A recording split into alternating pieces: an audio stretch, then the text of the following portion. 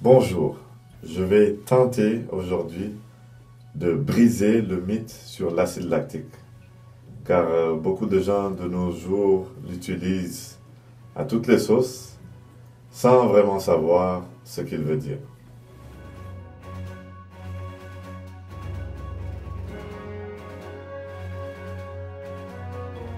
La molécule d'ATP, elle est la seule dans l'organisme responsable de la contraction musculaire. L'ATP est utilisé par les cellules pour fournir de l'énergie aux réactions chimiques qui en consomment. Voici une image qui décrit bien les trois systèmes d'énergie utilisés par le corps humain durant l'effort. Le premier système est décrit ici par un sprinter de 100 mètres. En français, c'est le système anaérobie alactique. Le deuxième système est le système anaérobie lactique, qui est ici illustré par un nageur de 400 mètres. Et le troisième et dernier système est le système aérobique, qui est ici illustré par un marathonien. Le premier dont j'ai parlé, c'est celui-ci, il est très limité. Le second, le voici, système anaérobie lactique. Et le troisième, le système aérobie. Les deux premiers systèmes n'utilisent pas d'oxygène pour renouveler l'ATP. C'est ça qui les caractérise. Ils sont très puissants et très limités.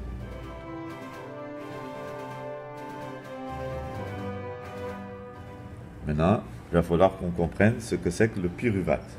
Le pyruvate est le produit final des voies de dégradation du glucose, qui est notre source d'énergie. Les mitochondries. Donc, ceci. Une mitochondrie, donc, son rôle physiologique est primordial, puisque c'est dans les mitochondries que l'énergie fournie par les molécules organiques est récupérée sous forme d'ATP. Voilà à quoi ressemble une mitochondrie. On sait maintenant que l'acide lactique est produit dans la dernière phase du système anaérobie. Donc, avant de rentrer dans les mitochondries, que j'ai expliqué tantôt, le glucose et le glycogène se transforment en pyruvate.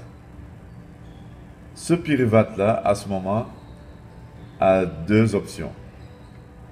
Il entre dans les mitochondries, mais comme l'effort est trop intense, il se transforme aussi en acide lactique.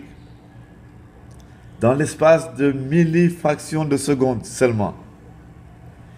Ensuite, il se décompose tout de suite en lactate, qui va être utilisé plus tard pour produire de l'énergie, et en ion hydrogène. L'ion hydrogène, c'est lui le vrai problème, car il crée une acidose dans l'organisme, et c'est ça qui vous donne des sensations de fatigue, en plus du processus de déshydratation. Maintenant, tout ce qui est des jambes lourdes, des courbatures, tout ça, ça n'a rien à voir avec l'acide lactique. Elles sont dues aux microdéchirures qui sont créées durant l'effort musculaire.